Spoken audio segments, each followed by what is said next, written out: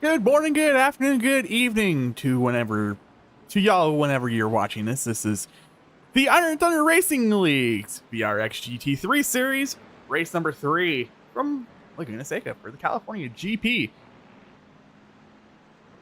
We're coming out west. We spent first couple weeks in Florida, hot, humid conditions, heading out west to hot, steamy conditions in this dry heat in the desert. We chose a very interesting time to actually get this event started today. We're starting in the morning, so our drivers aren't out there frying like an egg in their car. Could be an interesting one. Watching the hour and 45 minutes of practice, seeing some interesting things about this track here in Laguna Seca. Let's go ahead and get your track facts before we get into our national anthems this evening. Like I said, we're here at the famed WeatherTech Raceway at Laguna Seca here in Salinas, USA, which is in California. Track opened up in 1957 according to iRacing.com, World Sports Simulations. The track is 2.25 miles long and it has 11 turns. It's a very interesting one too. If I have to say, I don't know if there's anyone currently going through it. That doesn't look like anyone's currently going through it. We'll go back to the 15. Yeah, we're currently at the WeatherTech Raceway here at Laguna Seca. The weather for today's event is currently taking place on May 15th in 2023 in the sim time. It is 9:48 a.m. A nice wonderful morning. A nice cool morning here in California. The air temperature is 68 degrees. Track temp is 83. When we started practicing an hour and 45 minutes ago, the track temp was about 63 when we loaded into the session. Got relative humidity of 1%, and the wind's coming out of the north-northwest between 8 and 10 miles per hour. Let's go ahead and get your quick track layout. The interesting part we're going to be talking about today is going to be this one here in turn number 8, the corkscrew. I think that's where it's going to be Calamity Corner tonight. You got the hairpin and Andretti hairpin in turn 2. Seems like people can have issues there. And getting it off in turn 11 there. Final corner could also be an interesting spot for them on the track tonight. But with them having about 5.5 minutes left in qualifying, we're going to go ahead and get to our national anthems. We'll hear the Canadian national anthem, and then we'll hear the American national anthem. So we get done with that, we'll come back, go over your starting lineup for tonight, and get into tonight's 1-hour event.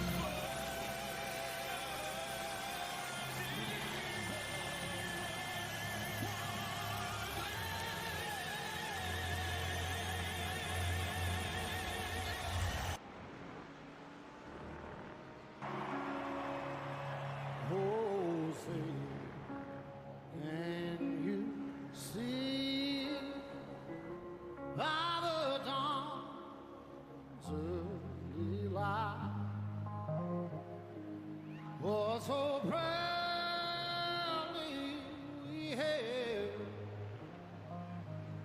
at the twilight's gleaming, whose broad stride and bright stars through the perilous fight. Oh, the ramparts we walked were so gallantly streaming, and the rockets regular amongst birds singing out, yeah, through the night that our flag was still there. Oh, say, does that star-spangled banner yet wave? Oh, the land of the free and the home of the brave.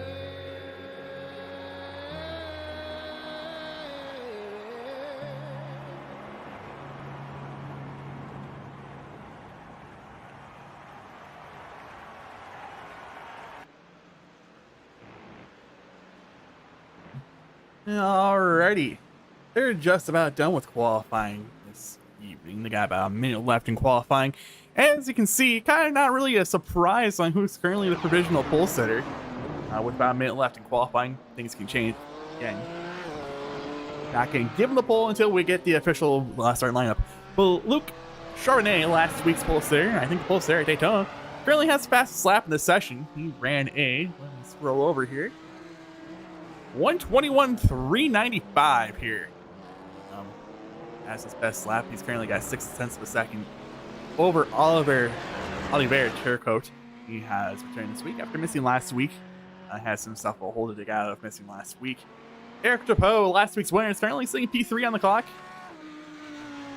About a second off the fastest lap set by Charbonnet. Brandon Paymertat looks like he might be done qualifying for this evening. He's currently sitting there P4 on the board. About 1.1 seconds off. Kevin Hash right behind him with a 1.7 second gap behind him. Matthew Badeau, 1.8 off in 6th right now. Chris Gale doesn't look like he might have got a lap in time. Brian Klusterhoos really on track, sitting with P8 on the board.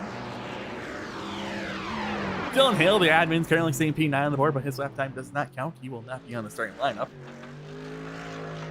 Rob Stewart, last week's second place finisher, he's currently sitting P10 on the board. Doing kind of what he did last week. Start a little further back in the field. See if we can get through the calamity we can potentially see here tonight. Seika.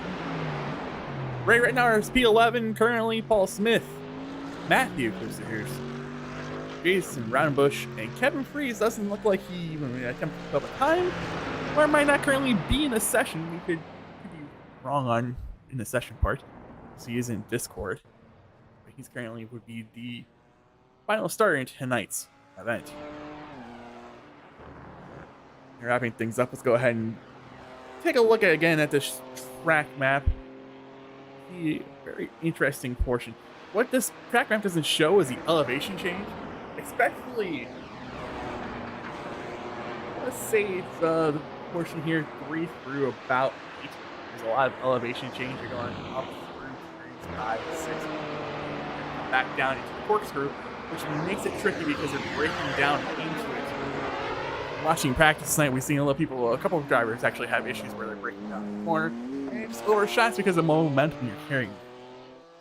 So coming down that right hull straight into the corkscrew could be a little bit of a potential issue here tonight.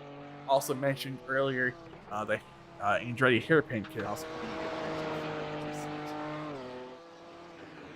as they're finishing up qualifying. Let's go ahead and take a look at your points after last week. Eric Chapeau's win last week and his average finish of 1.5 currently has him as your points leader. He currently has a 12-point gap over Luke Charbonnet, who had that rough finish a week ago. Pamitat Stewart and Hash round out your top 5. Again, your top 10 score points. You get a bonus point for leading a lap. And clean race, fastest lap of the race, pole sitter. And I think that's it. You get 3 bonus points for having a clean race. With that being said, let's take a look at your starting lineup.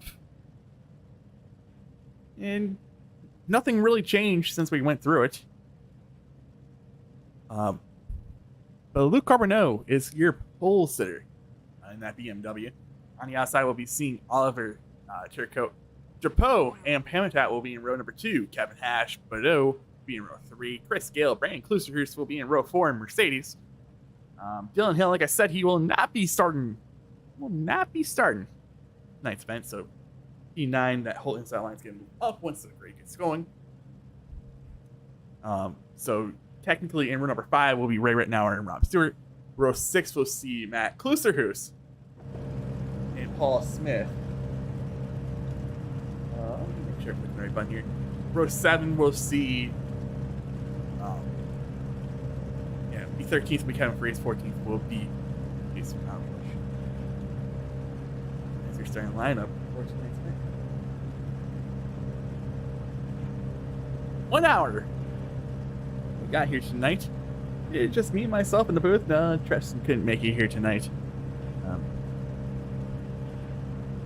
Just could not make it. Things happen. People got a life, so you're just gonna get me tonight here in the booth.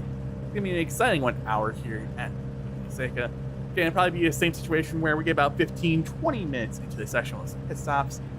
You'd be surprised. I mean, it is a 2.21 mile track, I believe iRacing told me when looking at it earlier, so it could potentially be a little bit different. We could be seeing sooner pit stops, we'd be seeing later pit stops. It could all be depending here.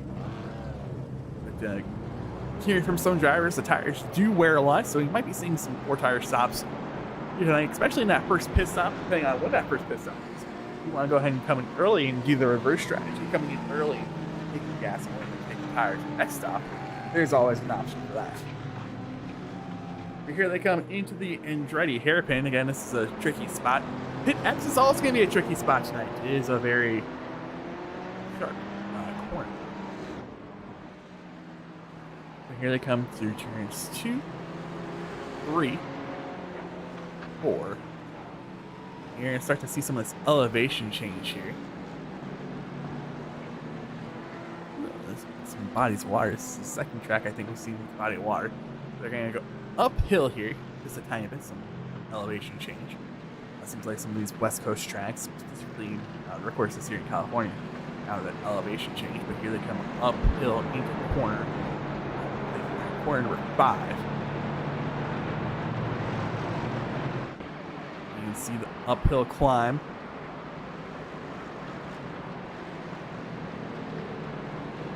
Make a turn left here, and it's going to be a little bit of a downhill, but before you go back uphill. And this is now all speed going uphill. You're getting speed going into the corkscrew. We're going uphill here. Into the corkscrew. Now you're going to go downhill. You can see how quickly that elevation just changes going through the corkscrew. We got a camera here on the flag stand in the corkscrew. So if we need to, we can go there tonight to watch any potential mishaps that go on through there.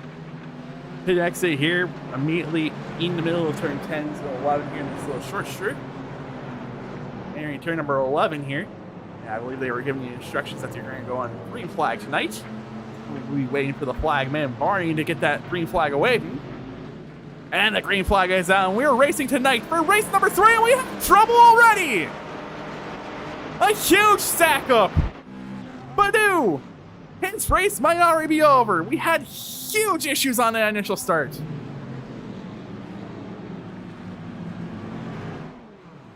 Let's get a quick little replay.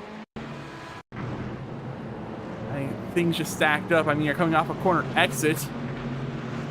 You're gaining speed to get to the car in front of you. Oh, the outside lane just didn't go.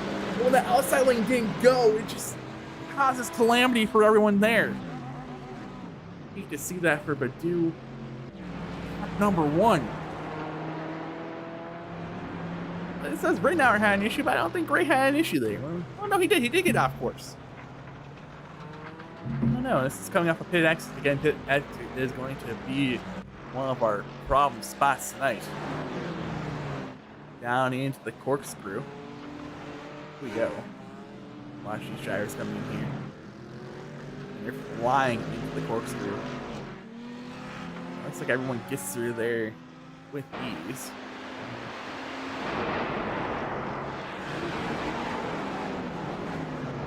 And into turn number 11, complete lap number 1 of tonight's event. Touching all over the place in the media first lap, we had a check up the outside lane.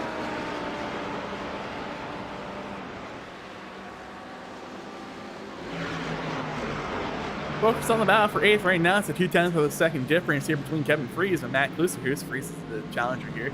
As Rob Stewart in the new paint scheme tonight, he's in that nationwide American flag scheme. New colors on his machine. Pretty good colors for him. After running we're all yellow car a week ago. Got some funding after a P2 finish last week.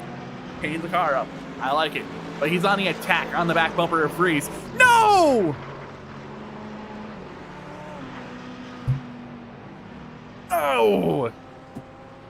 Let's get the instant replay. Oh, it just looks like it just got onto the throttle too soon, probably in second, third gear. Lower gear. One more time, let's see what gear he's in. Third. Yeah, just carrying a little bit too much speed. Gets the acceleration a little bit too quick. And cause heavy impact on that front end. Finished P2 a week ago. Be a little bit of an uphill battle for him tonight. A lot of front end damage. Get out of the front of the field here. Battle for second. Oliver Turcos on the back bumper of Eric Chapeau here. As it looks like Eric's just going to go ahead and let Oliver go. Thinking maybe Oliver has something for Luke. As if not, Luke has pulled into a 1.8 second lead already on lap number 3 of the event.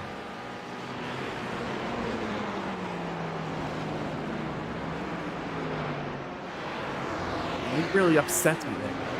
I was really hoping Rob can come back out here and have 2 amazing weeks. Doesn't look like he's pitted yet, so he's going to try to run as long as he can. There's heavy impact to the front of the car. So it could be a rough night until we get to those first couple pit stops where we need to see potentially take a quick fix.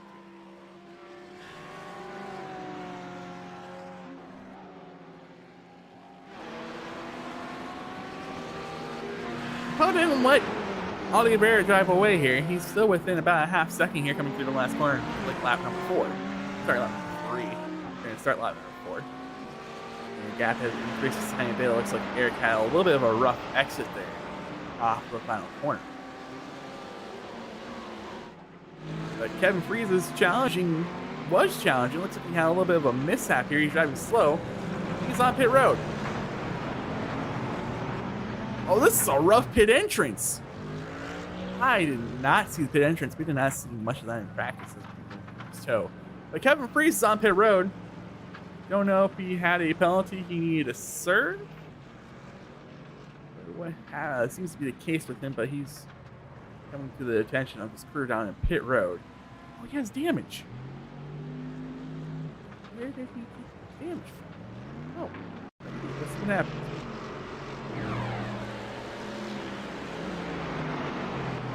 Into a braking corner. It's off court. Yep. The dirt, sand here is just like grass anywhere else we go. Won't you clip it, you're going into the wall. I mean, it's dead grass. It's gonna happen. You can see had come down early. He unlike Rob Stewart, took his quick fix early, trying to get that out of the way. has a little bit more fuel in the car now, so it can potentially go a couple laps longer than the rest of the field.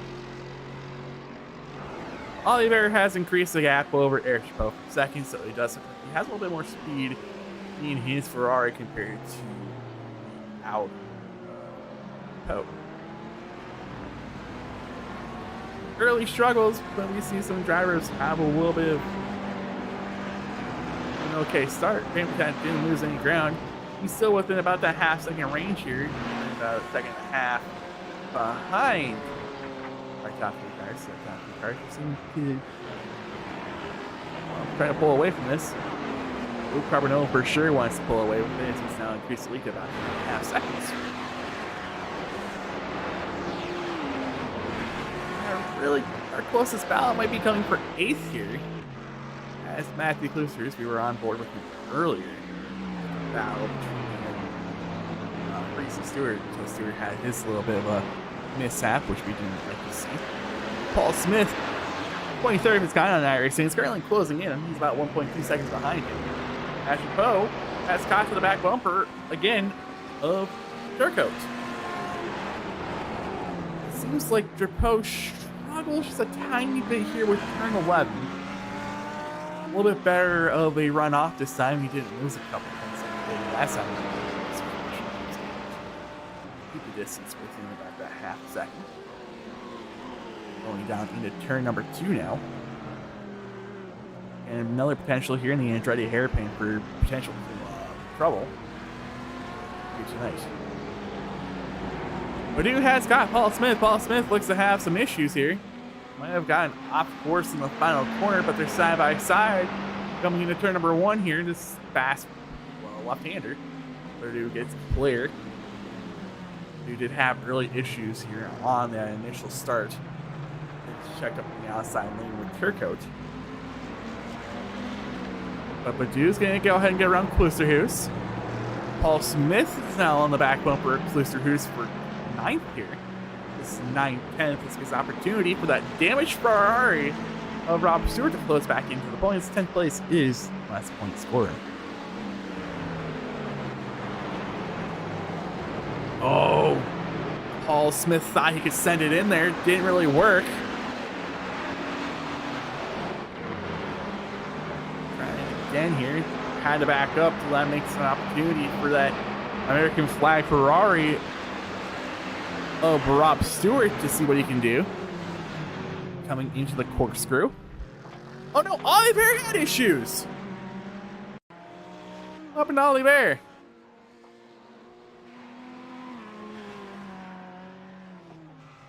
Oh no! This is turn 10 where he had his issue. It looked like he's gonna lose one spot with that slowdown. Just looked like one more time here, coming off of turn 9, corkscrew into turn 10. Carrying speed. Another trouble on track, by the way. We'll go to that one here in just a second. Just looks like it snapped out underneath him when you started to turn left, trying to turn right under braking there. Don't know what happened, but again, he only lost one spot. He's still within an earshot of Drapeau for a second, but that also is giving Hammerton an opportunity here for this battle. A couple of other on-track incidents we had. Jason Raudenbush looked like he had an issue here in the corkscrew. We're going to see that multiple times tonight. Gonna get a slowdown for that. And Ray Rittenauer. Looks like turn 1 going to be going to the Andretti hairpin in just about a second. And yep, another one of those calamity corners we mentioned tonight. Both of them we see trouble recently.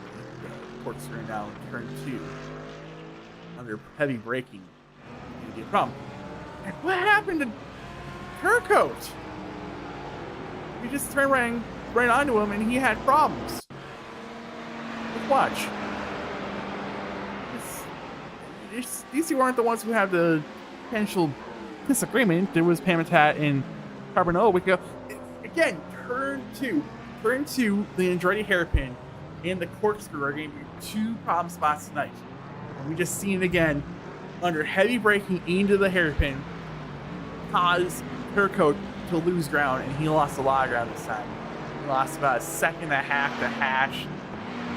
Lost about 5 seconds to Poe. Lost a lot of ground there. Again, the corkscrew and the Andretti hairpin are going to be your two trouble spots. You've seen it already tonight.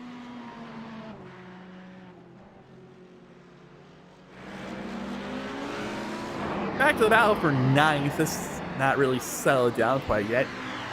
Matthew Kluser, he did have some sort of issue on lap number 7.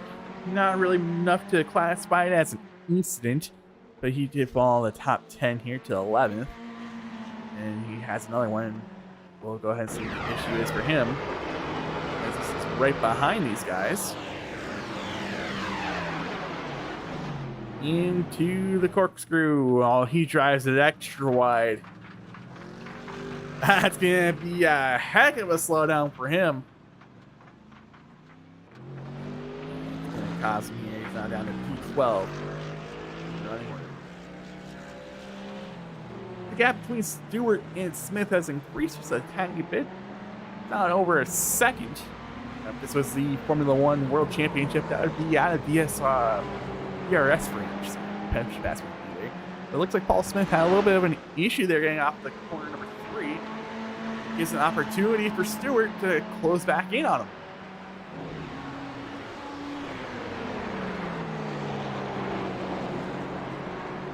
That is Badu off track right there. Looks like he might have potentially clipped the grass, but we have a side-by-side battle for 9th, now 8th, as Stewart's going to go ahead and make the overtake. Overpass. Yep, over. Make the pass. We're just going to call it a pass. The overtake. That's what I'm looking for. Now we can go and see what happened here. Dibadoo.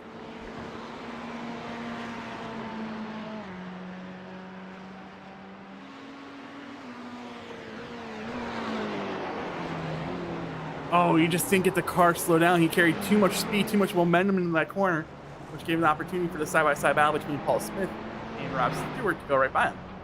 Matthew Kluser, who's also had an issue here. This is coming up the hill, going back down to the corkscrew. I had to guess this has to do something with the corkscrew. Watch him take it extra wide, and you can see just thin calamity corners. Turn 2, turn 9. You need to see it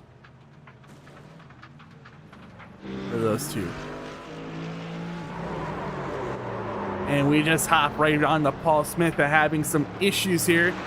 Oh, comes right back out in front of Rittenauer had to avoid, which he did perfectly fine. Paul Smith having a little bit of trouble there.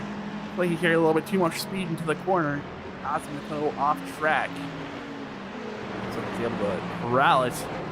Now he's going to try to have to hang on to P10 here. Again, this is last points playing position.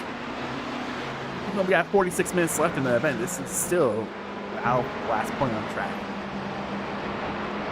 You're not missing anything really out front. I mean, Carbonell has an 8, almost 9-second lead over Drapeau, as they're getting slow down here into the corkscrew. Joe got right onto his back bumper. Paul Smith. Kevin Freese had issues. He's currently the last car on track. He's now a lap down. Oh no! Badoo! Let's watch the instant replay. What caused it this time? This looked like potentially could brake later in the corner than Paul Smith, so when he got onto the brakes, around. How do you really get on? Kevin Freese, he had issues. Let's see where he had his issues. Turn number 2 and turn 3. Gonna enter turn 4 here. And under braking, pow, into the wall. Brake situation. And we really don't have talk about. It's telling me Chris Gills had a couple of issues here. He's been slow on track. Doesn't really look to be slow. He's currently having his season best run of being P6 right now. Shoulder Boys Racing. Two of the three drivers are doing pretty well tonight. They're both in the points 6th and 7th. As there is a battle for the Constructors title for the GT3 series. Right now, it's the SFTV crew who has control of that. As Matt Klisterhuis has another problem. Don't tell me it's in the corkscrew again. Please, Matt.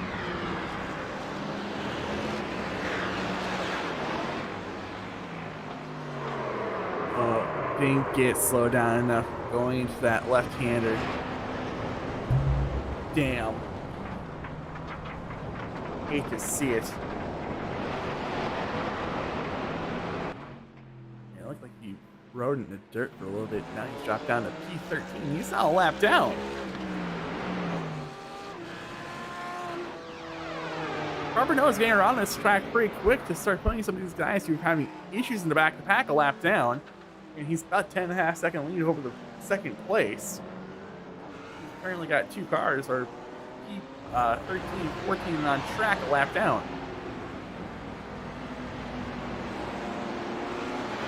We're past the 15-minute mark. We're about 13 laps. We're about that fuel window we usually see every week, about that 13, 14 mark. Ron Bush going to go ahead and let Carbonell go right by his third car. First car went locked in. Klisterhuis, Matt had issues again. This time looks like it's going into an Andretti hairpin.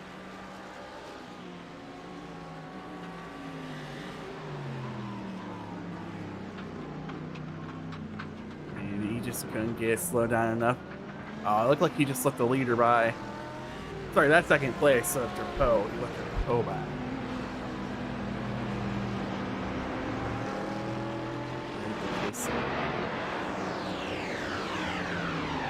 Lap traffic is an interesting aspect we haven't really seen in the prior couple weeks. We've seen some high banked fast corners. We've seen some flat track racing. We've seen now elevation change. We've seen a little bit of everything when it comes to road course racing in the first 3 weeks. Again, we're approaching that potential fuel window. Like I said, it could be a little bit different because this track is relatively shorter than a couple of the other two tracks we've been to. Of course, we went to Sebring a week ago, which is about a 3-4 mile road course. And Klisterhuis, this time Brandon Klisterhuis is off track. It's a corral. This is coming off turn 10, now into turn number 11. He's going to lose a lot of time to Chris Gale. He was closing in on him. But he's able to keep it going on track perfectly fine. And stay in P7, didn't lose much time. Some of these drivers might have not really practiced a really long run in their hour and 45-minute session they had, or in any other potential session they've done themselves. They're approaching 14 laps on tires. Track temperature is 90 degrees. It's gone up 22 degrees since we've been in this session. We've been in this session for now. We've been in this session for about 2.5 hours. The session's been up and going. The track has gone up 22 degrees.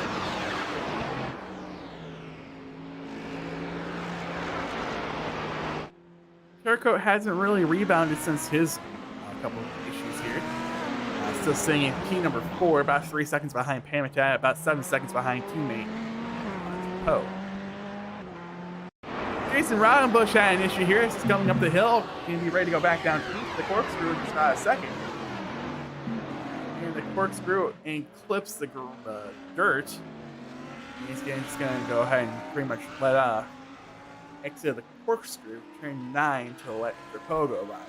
Sorry, turn 9, turn 10, turn 11 is the last corner. It's also an interesting aspect. I don't know, many of these drivers potentially practice a green flag pit stop. See now that pit entrance, I don't know if we can see it really on the track layout here, but that sharp corner there could potentially be an issue for the drivers coming into pit entrance. So that's something we really took a look at in practice. And Chris Gill's gone off track. We had trouble. Let's see what happened to that 44 machine of Gale, and it just looks like he hit the turtle. And number one thing you don't want to do in the iRacing.com or sports simulation road course racing is clip a turtle. Gale goes around. Roddenbush has issues this time in the corkscrew. Getting slowed down in the corkscrew. I think he's just going to let off here, exit the corkscrew to let Turcoat by. And that is the case. Frenlin by runs off course. Lucer, who's currently battling with what looks to be Kevin Freeze. This is the battle for P13 on the track. He did make his pit stop, again, about that 14-15 lap mark, about 20-ish minutes into the session. See about the last couple of weeks when these guys come in for the first pit stop.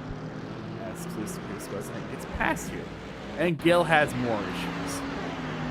This looks to be right behind, right ahead.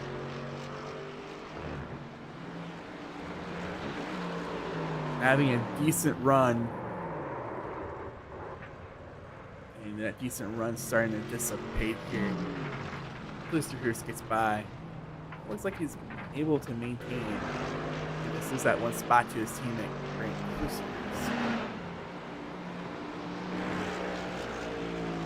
So we've already seen one pit stop, and that happened to be that number 30 machine, that Ferrari of Purdue. He spent about 40 seconds on pit road, about 15 and a half in his box. Tires or gas or that seems to be the case there. Gale gets off a little bit off course here. Go up ahead here, a little bit on the track. I think we've already seen this one. I think. Yeah, we've seen this one already. Yep. As Ray Reynauer has issues. Matt Klusterhurst is on pit road, by the way.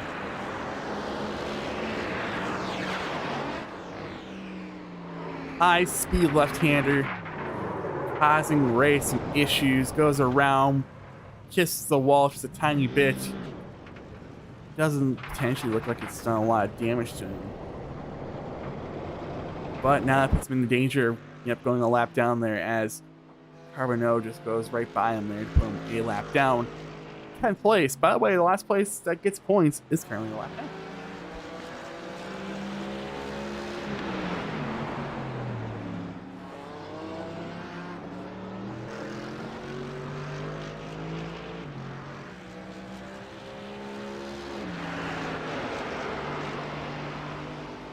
Carbonneau, by the way, has pulled his lead up to about 15 seconds now.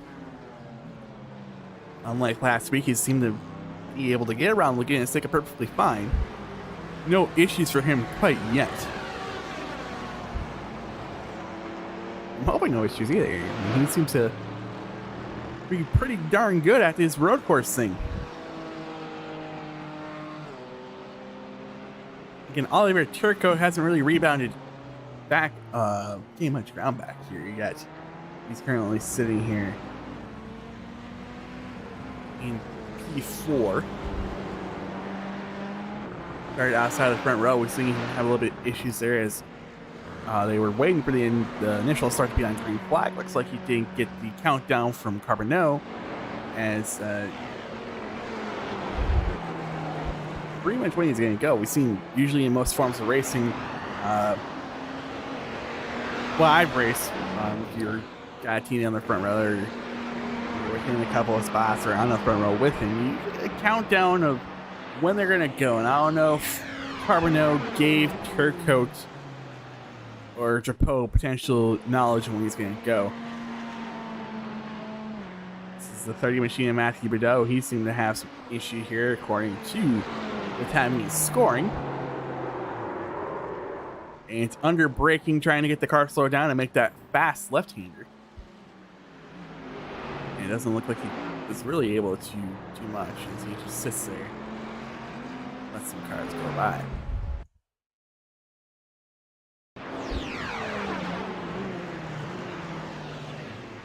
So it looks like the fuel window's just a little bit longer this week. I mean, 2.25 mile road course. able to extend the run just a tiny bit. They're currently on lap number 19 of the run. The leaders are the top 9 are, sorry, top 8 are. As Kevin Hash. This is coming down into turn number 2, the Andretti hairpin. And just under braking. Oh, just got to the gas too early. Gives the wall just a tiny little kiss. His Mercedes AMG should be perfectly fine to keep going here. Didn't lose much ground either, as he got about a 12-second gap to rank in P6. Paul Smith!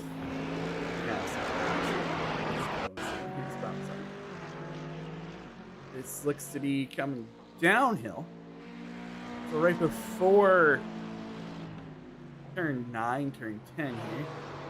And, oh, that could have been a multi-car crash there, but luckily, Britnell was able to get around Paul Smith there. No other damage in this car.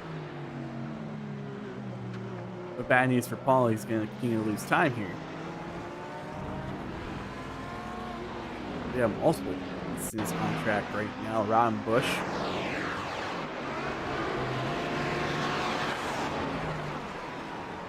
Fast left-hander has issues, goes off course. Chris Gale had issues. Same spot on the track, it looks like. The fast left-hander goes off course. Oh, and it's gonna... Oh, no!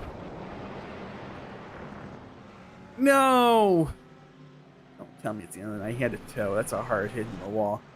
Brain Pamitat. This is turn 2.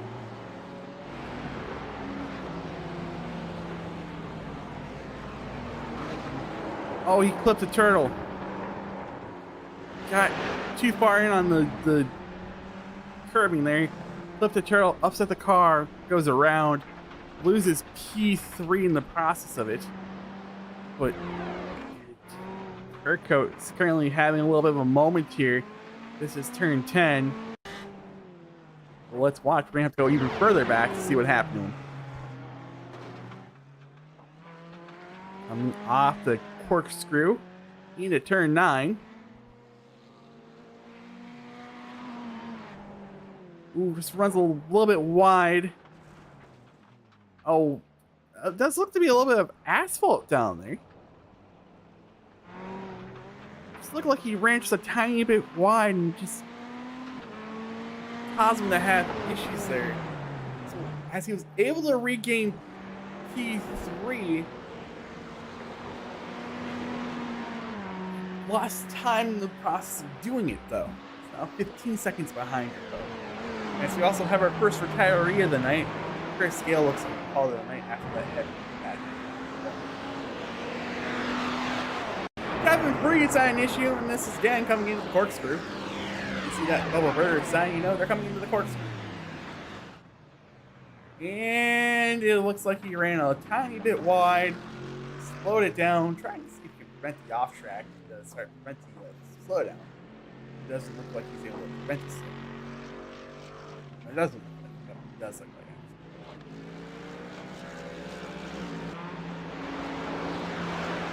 He's able to keep on going. He's now in point position.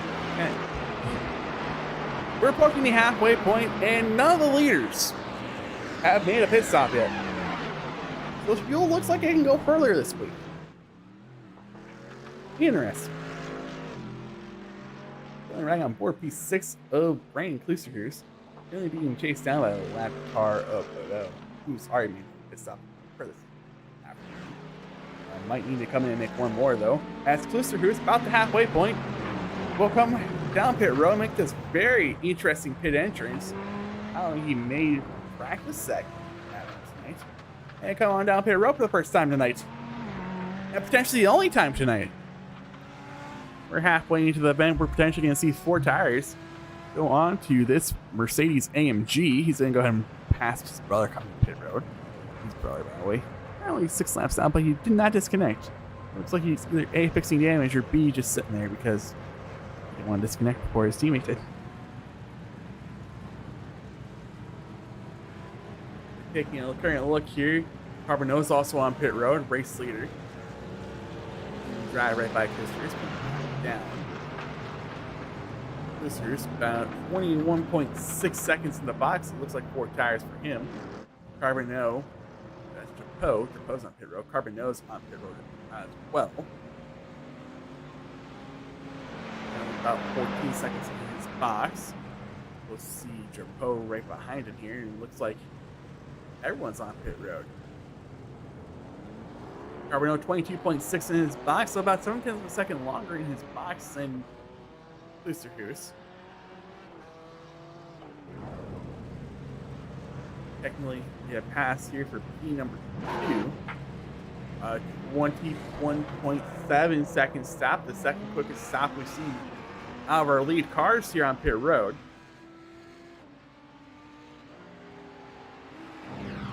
Taking a look here, Turco. Turco, 22.5 in his box, 21.8 for Habitat. Jason looks to have some problems here. That's a 21.8 for Kevin Hash. Oh, Jason's having problems all over the place. We need to go back further on this one. This is into the corkscrew. I think a little bit too far deep. Again, that's going downhill. Going corkscrew. But he's gonna come down pit road and put some tires and fuel in his Audi and see if that potentially can make a difference here. As your top 9 cars are on the lead lap, this is eventually going to change as Paul Smith comes down pit road for his pit stop in the race. It's looking like about half distance here. Pit, tires, fuel, call it a race. So we've got 27 minutes remaining in tonight's event. Looking about 44-ish laps right now, projected wise. Our former GT here, for goodness sake.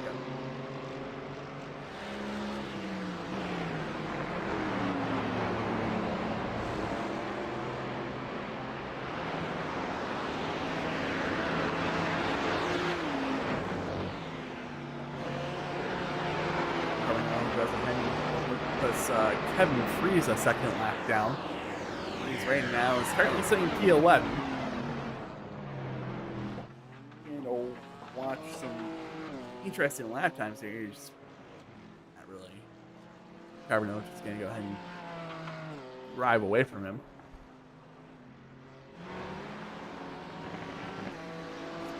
Nothing really to talk about. Habitat's about a second and a half behind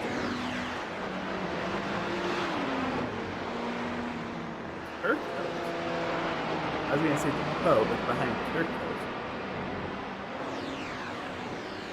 Here, about third. Can't really say because it's right now about 1.7 gap. 32 some seconds behind the leader. As Rob Stewart, for the second time tonight, has had issues. It's after his pit stop, being able to take a faster pair. Got a brand new front end on that Ferrari. Nationwide, by the way. Oh, looks like he blinked. In the process of blinking, there's a little spinny Andretti hairpin. Hate to see it. Rough night after an amazing night a week ago. It's still in the points for Rob. He's got to take the points when he can. But he's currently probably getting a blue and yellow flag right now saying, hey, the leaders were right there. Gonna go ahead and let the leader go at the exit of the corkscrew. And continuing on its way here in P7. That is right, folks. P7's a lap down. Top 6 are on the lead lap. Kevin Freeze had issues, and it looks like it potentially could be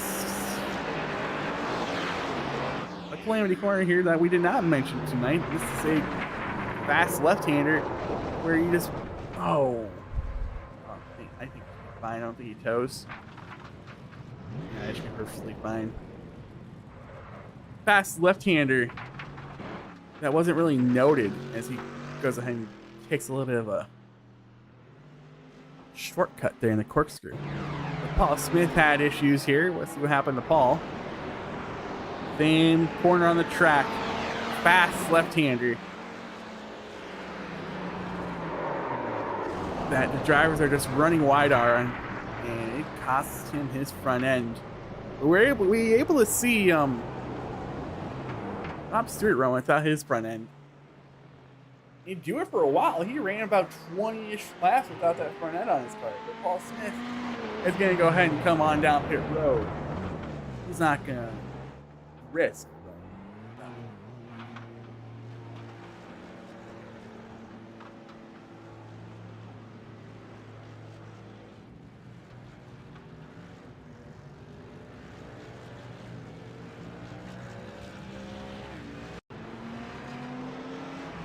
Your scoring says Jason Roundbush had issues here.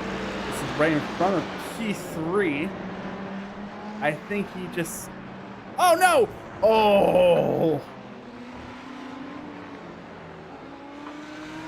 That was almost close to potentially being a front runner get taken out again. Luckily, Jason was able to react quickly and get on the brakes to prevent that.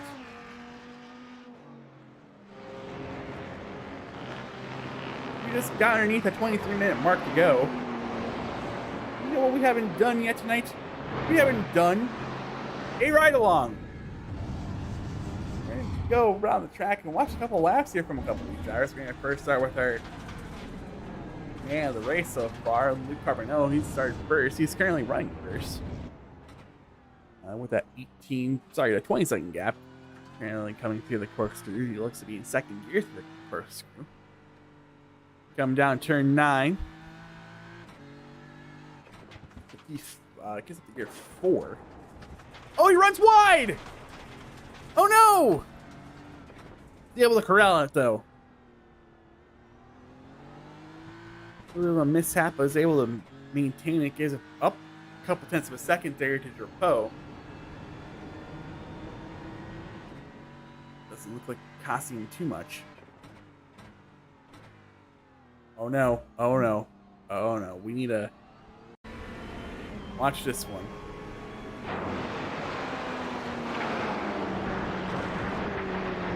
Turcotte goes wide, avoids the wall. At the same time, Rittenauer has issues. Into the corkscrew. Oh, we can start from pit road so he won't see a scene or anything. And two drivers at the same time at issues, he can rule out the potential possibility of them being together. So we're going to see Carbonell here coming up the hill again into the corkscrew. He's down to second gear through here. See this massive elevation change. You climb all the way up to this corkscrew. Drop on down.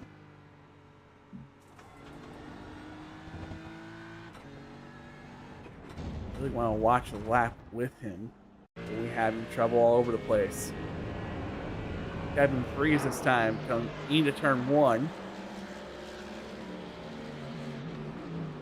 Runs a skosh wide, and that skosh wide sends him running over the dirt. On the outside there. Not tonight Kevin probably was expecting tonight. Oh, he has more issues this time with a fast left-hander coming up the hill into the corkscrew.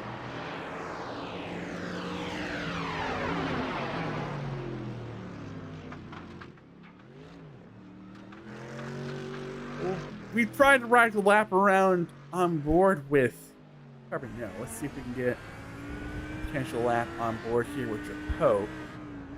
Started P3, currently running P2. Getting 26 seconds off the lead, in case you're wondering at home.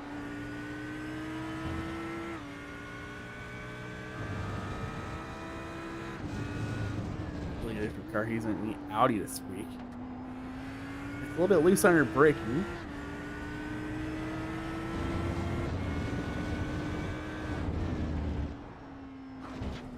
hits a turtle, but he was able to be okay on that fast right hander though. You can see he let off, just not really using the brakes, just letting off type of situation. Down the second gear, seems to be a second gear corner. Is a corkscrew.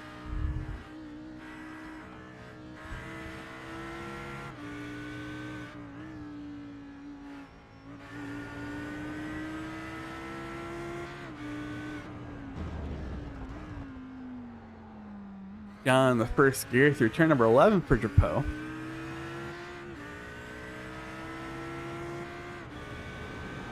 See if you can get up to fifth gear here. Let's get up to fifth gear. Now entering the Andretti hairpin. It's down to second. Does not shift down to first. Alright. Interesting here. I feel like I heard drivers say they were shifting down in the first in practice today.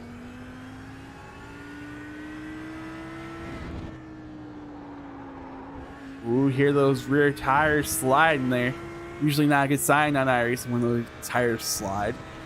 Usually means to get heat into them and take some life away from them. That does look like he lost a little bit of time there doing that. It's now about a 30-second gap to the lead.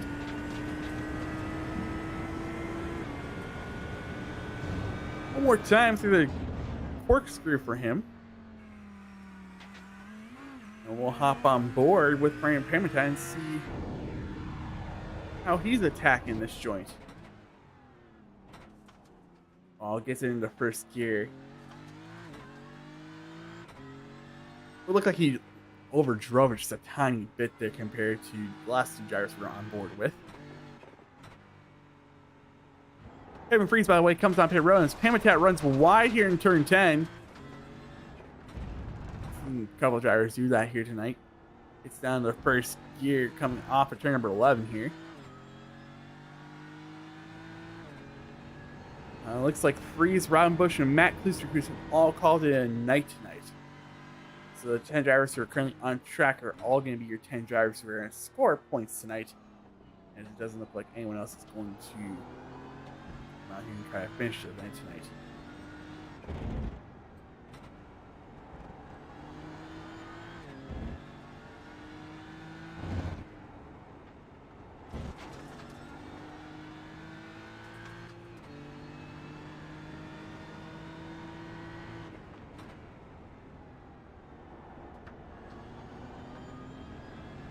Cat seems to be running kind of the same as Drapeau here. Gets it down to so get down to gear 3. Everyone else is up to 4th, down to 1st. That's the only real difference we see here in the track is him going down the first gear in the corkscrew. Compared to your first two cars, they seem to stay in second gear going through there. We'll go with one more lap around the track here. We'll go on board with Rob Stewart, currently P7. In the Ferrari, we'll go ahead and see a different makeup. All right, see what happens on the track. Down in the second gear. For Rob. He started P10 tonight. He's gained 3 spots. He's had a couple issues here tonight, but he's been able to rebound and get himself into P7. Had an amazing finish a week ago, P2. In the corkscrew down in the first gear. So it might just be a gearing difference in the BMW Ferrari compared to the, well, no, because the leader's in a BMW. Interesting. So it might just be user preference when it comes to gear choice in those corners. And so it was a little bit tight there for Rob coming off turn number 11 into turn number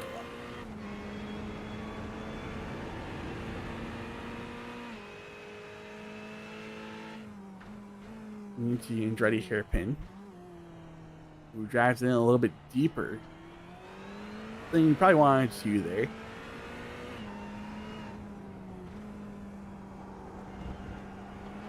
Second gear through there.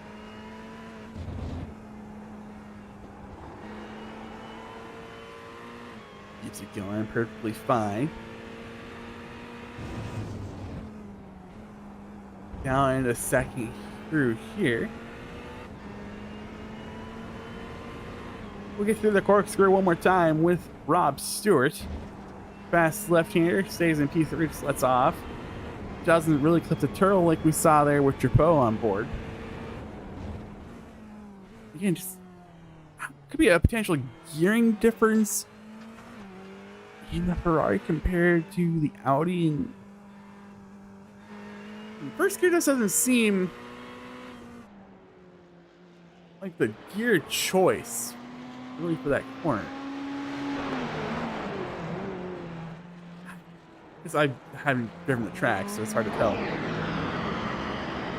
We are shaping up for a battle on track here. It's a battle between Badu and Rittenauer. As Drapeau had an issue. What happened to Drapeau?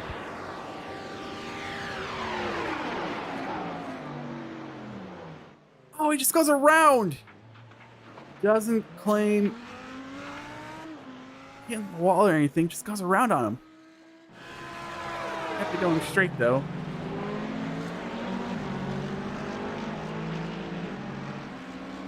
See that? He's currently running P2, but he loses more time. It's not 38 seconds gap. But now Paul Smith, this is, by the way, Paul Smith's not really battling for position here. He's 2 laps down, but he's behind the battle.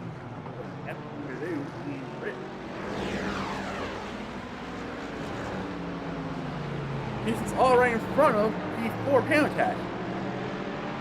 Pamatak's kind of hoping no shenanigans go down.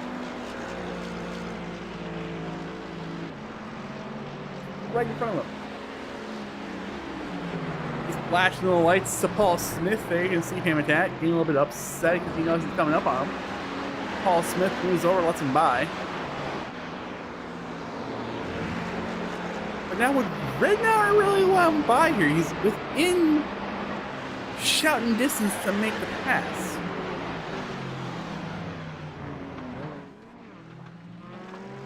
What Badu here?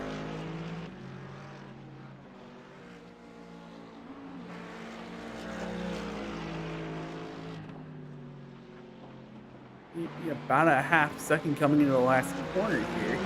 Oh no, he lost a lot of ground on Badu.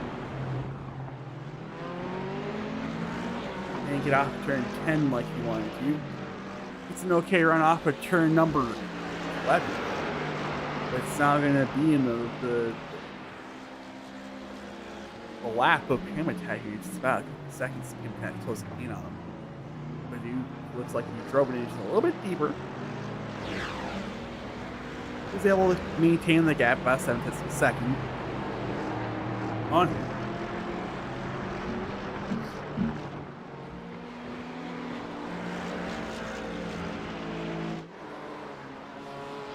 That's where just a second ago it looked like Pamatak went off track. It's because he did have a moment. I thought for a second he had a moment, and he did for sure have a moment. Just goes ahead and slams on the brakes, gives an opportunity for Rittenauer to potentially continue to pounce on Badu here to make the pass for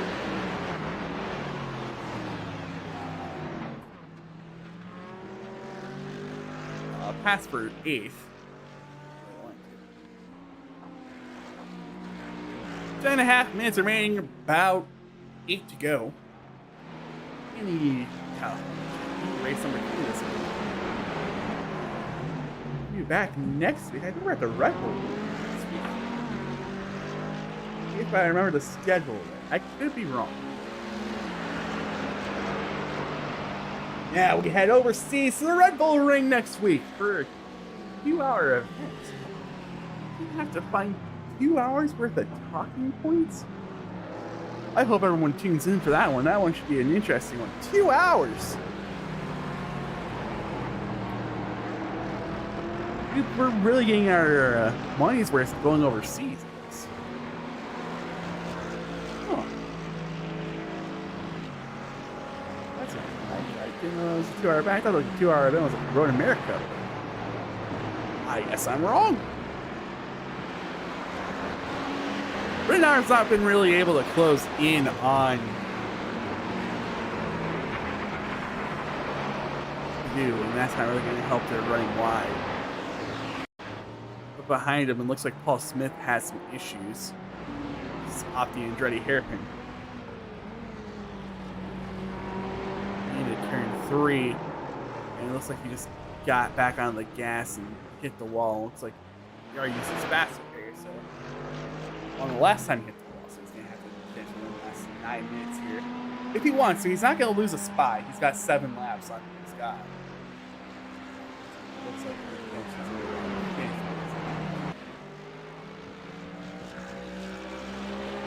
but right now it looks like he had a little bit of issues here. Had to let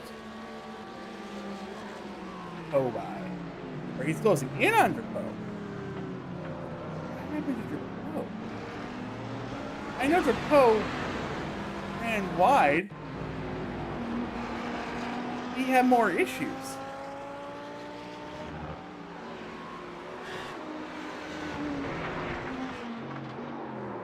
He did. This is more. Oh, this is gonna be contacting the wall there. Issue. I could potentially playing damper on RPMs, but he's able to pull his gap on Hamilton. As Rob Stewart's closing in on 6th.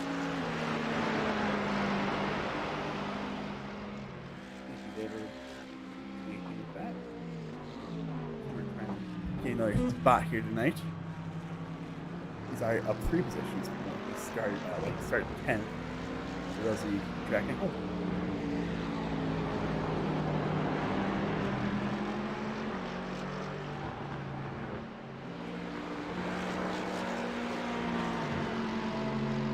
Badu comes down pit road. He did pit earlier, yeah. Badu did pit earlier. That's right. He pitted on.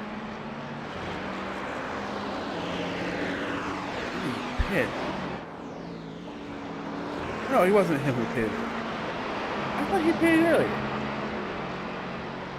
I'm looking at the wrong name.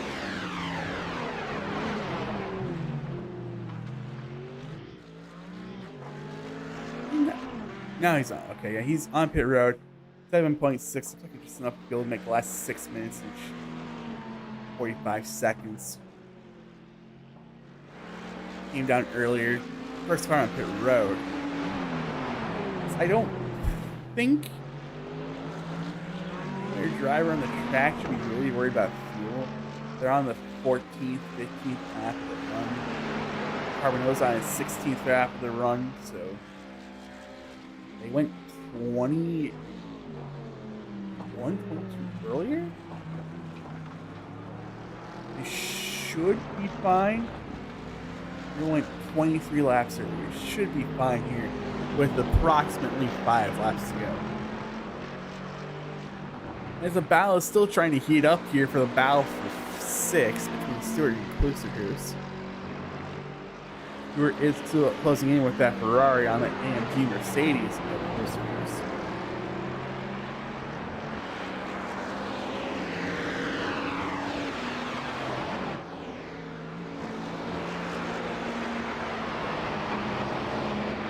Klusterhuis looks like he gets it through there a little bit better than Stewart does.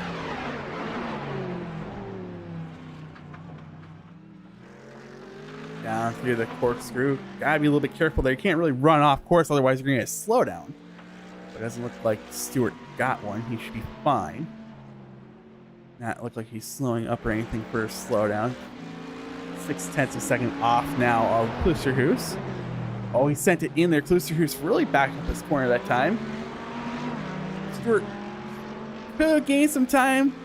Gained about a 10th off the corner there. Coming to about 4-ish to go. 4 minutes, 57 seconds. As Stewart sends it in there. Ooh, he's starting to get a little bit antsy here trying to get to his position. Stewart knows there's a couple more points if he gets that spot. But he does have 4 minutes to go. Doesn't really need to make the pass now.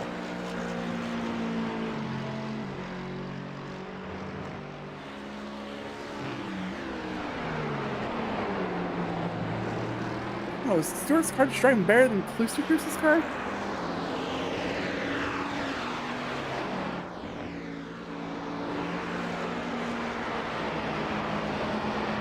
Up the hill, getting ready to go on the corkscrew. What does Stewart do here? Backs the corner up well. Gets an okay run off, about 0.3 of a second.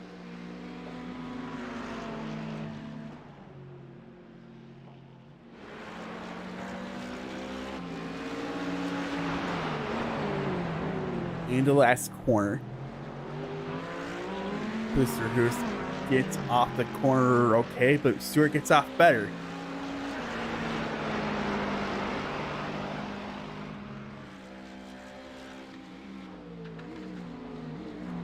You're not really missing anything out front either. It's a 48-second lead. Turcoat second for Carbonell. And that's a terrible turn too this time for Stewart after having an amazing corner last time, bringing it inside of Mr. Hoost. Mr. Hoost runs wide just a tiny bit. Loses some of the time he was able to gain there on Stewart. Stewart's now ready to pounce. Stewart's there. To the inside of Klusterhoos. Outside Klusterhoos, depending on where on the track. Stewart outbreaks him. Does he keep it on track? He does. Gets a pass made. Great pass made there by Stewart. Put him in P6. But does Klusterhoos just let him go here? About 2 minutes, 45 seconds remaining in the event. In the corkscrew.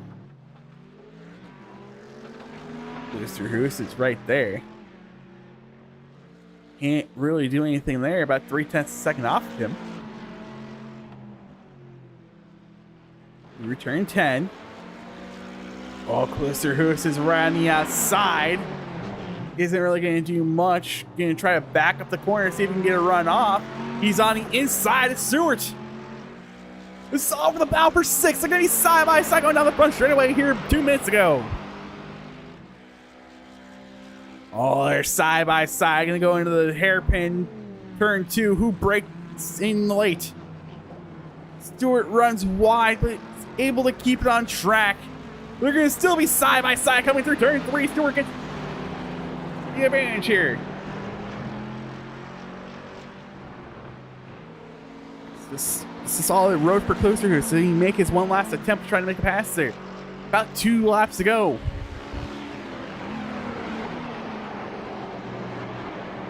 Carbonell, by the way, is probably coming to take the white flag if I had to guess. I wish I had a track map like you do in those NASCAR heat games, you know. Kind of see where they're at. I don't have a track map that actually shows me where they're at. My track maps have just a circle. About a half second this time through the corkscrew. Nothing really there is Stewart's able to pull on him. Return 10.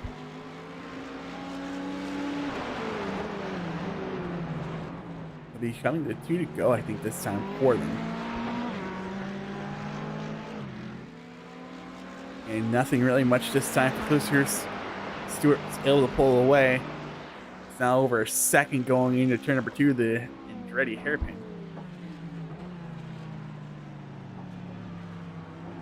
Stewart's doing that thing where he drives it a little bit deeper, but arcs it down quickly to get through that hairpin perfectly fine.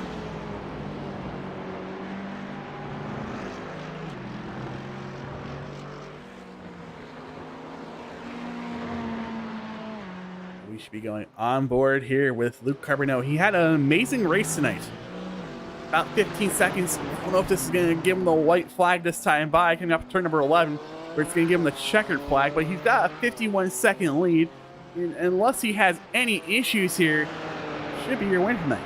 White flag's in the air. 1 lap to go. Red flag from flag, even on pit stops, man. He's just a dominating performance.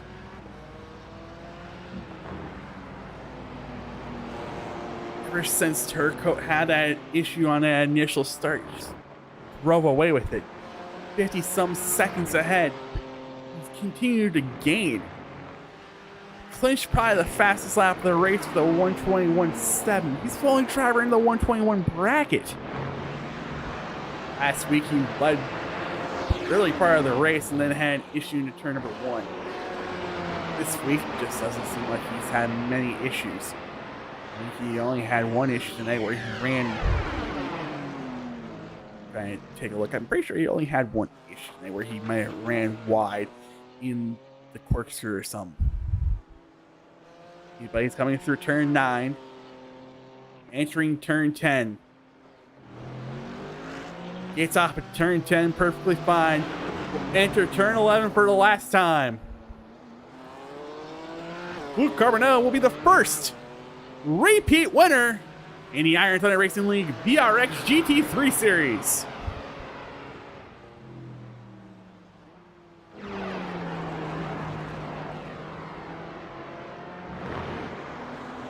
We got about 53 seconds before Oliver Turco. As long as he doesn't have any issue here, he's going to come back.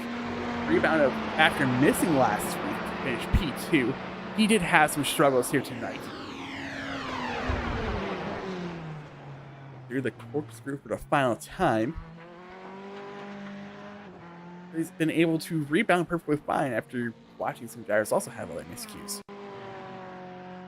He's going to come through turn number 10 for the last time. Oliver Turcoat will be your second place finish tonight, as long as he doesn't junk it here through turn number 11. SFTV will take the top 2 for sure. Here comes Chapeau. Through turn 11, it's an SFTV top 3 sweep. Ryan Pamitat will come home P4.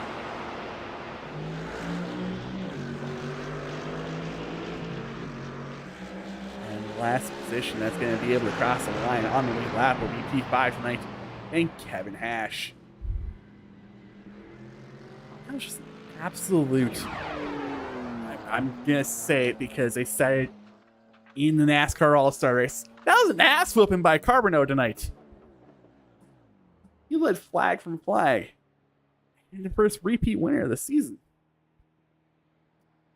Let's go ahead and go over your results before we start pulling in your race winners to talk it over. And it's going to be an SFTV top 3 sweep between Carbonell, Turcoat, and Drapeau. 54 seconds was the final gap for the lead tonight over Turcoat, and some 12 seconds for Drapeau behind him. Brandon Pamitat will finish P4. Kevin Hash P5. Rob Stewart rebound after a little bit of a rough start early on in the race, gets P6. Brandon Kluster will finish P7. Ray right now finishes P8. Those are your only 3 drivers 1 lap down. Matthew Bedell 2 laps down will finish P9. Paul Smith 3 laps down will finish P10. 11th, 12th, 13th, and 14th all didn't finish the race tonight. In Freeze, Ron Bush, Gale, and Matt Klusterhoos. Dylan Hill didn't start the race tonight, but that's fine. He had to do race control stuff. I think it's time to start pulling these drivers up into the booth. We'll go ahead and start by moving your race winner, Luke Carbonell, into the booth. Luke, I'm just going to go ahead and say you put an absolute ass whipping on the field tonight.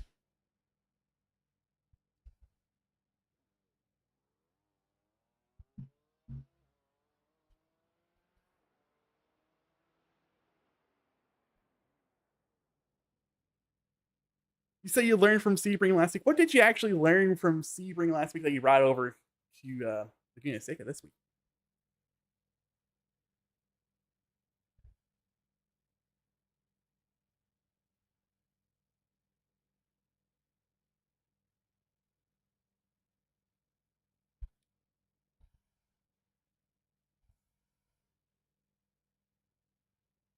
Of the track would just only rise further along that we advance in a race, so I just stay calm, keep the car on the track. I already knew the limit. I knew where I was when I was in the apex, where I can push, where I was driving over the limit. So I knew in a corner what exactly I needed to do, even when the track was just becoming more and more slippery. Now, do you think it was a little bit more of a driver's advantage starting this early as we did in the time of the day, or do you think we should have started a little bit later, like late afternoon. That Well, made a difference. yeah, gotta be honest, if we were racing like at noon or even in the afternoon, I will have never go under the 22. So more we are going in the afternoon. I think that the temp track will have been to like 40, I know 45 degrees Celsius, like 100 in Fahrenheit and even more. So I think that the morning was the best option to race on this track. We did finish with a 101-degree track temp. So the track Yeah. did gain about 33 degrees throughout the whole session. Exactly. All right, before we go ahead and let you go here tonight, is there anyone you'd like to thank for your absolute dominating performance tonight? I just wanted to say thanks to Eric Godot that finishing third, so it gave me a chance because I gonna miss the race, the double race point at Austria next week. So I just want to thanks Eric to finish third. But seriously, I'm just joking with my teammates. So I just want to say thank you to SFTV, who is the French broadcast, the reference in sim racing in Quebec, and also the Carabin of Montreal University. That's the athletic team. So just want to say thanks to those. Well, congratulations on your second win of the season tonight from Laguna Seca, Luke. Thanks, Alex. Have a good evening. Bye. You too. And that was our P1 finish tonight. The guy who just put an absolute, again, I'm going to say, ass whooping on the field tonight. We'll go ahead and get P2 up in the booth. Oliver Turcotte, after missing last week, comes out here tonight and claims P2. Yeah, I don't know if I really deserve this P2, but well, that's where I finished, I guess. You did have a little bit of an issue early on in the race there with that initial start. Was it just miscommunication between you and Luke going on that start, or was it?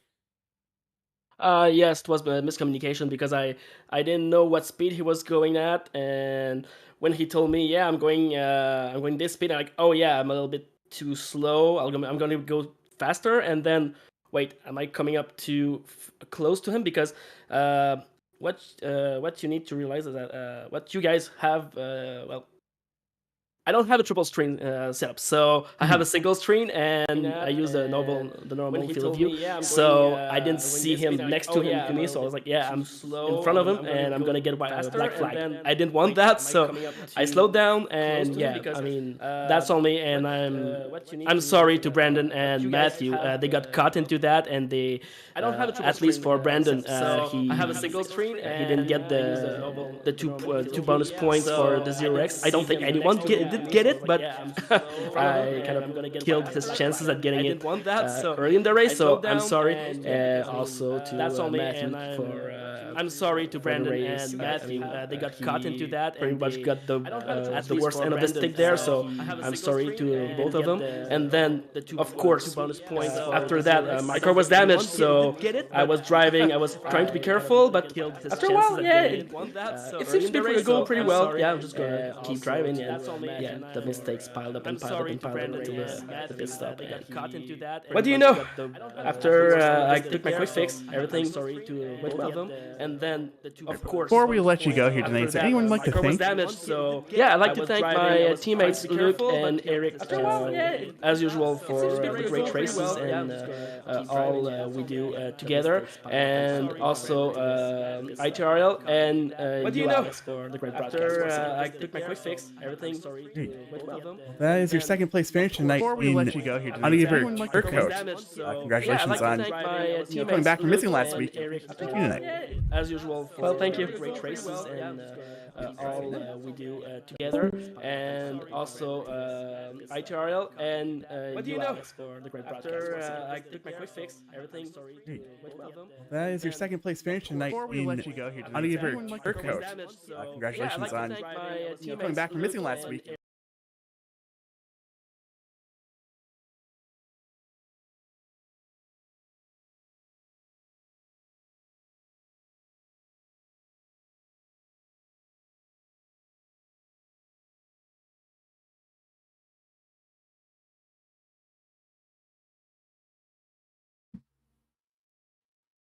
Alrighty, I was just trying to figure out where some extra sound was coming from.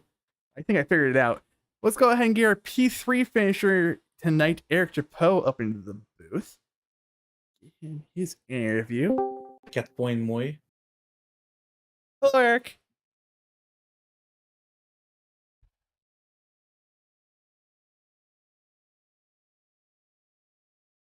Hello? Hey, There we go. P3 finish tonight, Eric Chapeau. How'd your race go? exhausting is one word. I thought the first half, the start was a bit weird. I think Olivier got some bad timing. We talked about it a bit, but bad timing with the green falling out as he was slowing down. But it got me P2 very early. I was able to just live by my own, knowing I had nothing for Luke the whole night. He was just way quicker than everybody. And the one thing we knew is that that track was going to get hotter. And by the time it gained, like, I think 15 degrees Celsius, which is something in the 25 or 30 Fahrenheit, it was just so slippery and everywhere. And it finally cost me at turn 4, I think, by the end of it. So that's what cost me P2. But good to just bring the car home in P3, I guess. I think the final math on the track temperature gain from the initial start in practice to the end of the session here is about 33 degrees. We start with a 68-degree track temp and finish with 101. So 43 degree, actually. Yeah, that is a lot. And it was really showing very, very early on in practice. I wasn't hitting the same lap times that I was earlier in the week by a few tenths, not much, but it was just showing that, yeah, this one's going to be trickier than expected. It's not going to stay the same conditions. And it's one thing that we won't have next week at Austria, which is going to be more constant through the 2 hours because we'll be under the nighttime. I didn't know it was a night race. Oh, that shows me. I thought it was going to be another day race. I'm going to actually have to talk to Dylan about that one. I don't know if Austria has lights. Does it? GT3s does. The G cars do have lights. I'm thinking more of the broadcast side of things. Right, definitely. Right. But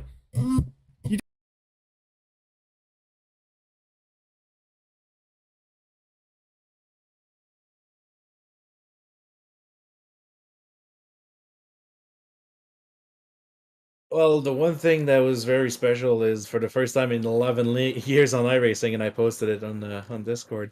I had one of those traffic cones at the exit of pit road stuck underneath the car for I think 4 laps. It was the loudest and most obnoxious thing because for some reason it slowed me down for sure, but it started throwing the car around, and even though I would purposely hit the turtles at the kink, at a few other. Right, and at some point, randomly in the start-finish line, it just dislodged, and I was like, "Okay, I can move along." And then 2 laps later, I spun myself, but it's one of those things with hour-long races. You got to stay in it, and those kind of things. In real life, you can have the engine start rattling for some reason, and it's one of those things that can happen. But really glad for this SFTV Sim Sports team. We performed very well once again. Shout out to our broadcasting efforts. We'll restart that in the fall with 3 local series here in Canada, broadcast in French. So that's going to be very interesting. And big shout out to you for the broadcast and the ITRL for putting this up. congratulations, Eric, on your P3 finish tonight. I'm pretty sure you might have increased your points lead, or most certainly increase your points lead after next week with Luke missing out on double points event at Austria.